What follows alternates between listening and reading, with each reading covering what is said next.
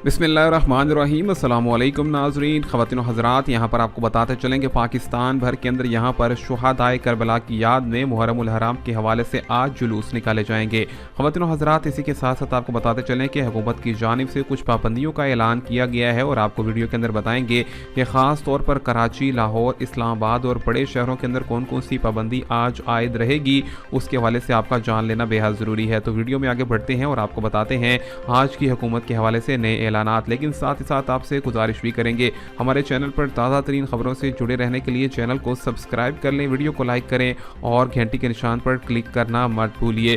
ख़वातीन व हज़रात, याद रखा जाए कि पाकिस्तान के अंदर मौजूदा वायरस की बुनियाद पर और कोरोना के नए केसेस के आने की बुनियाद पर यह कहा गया है कि तमाम तर लोग यहाँ पर जितने भी यहाँ पर जुलूस निकाले जाएंगे उसके अंदर SOPs का ख्याल रखना लाज़िम व मलज़ूम करार दे दिया गया है।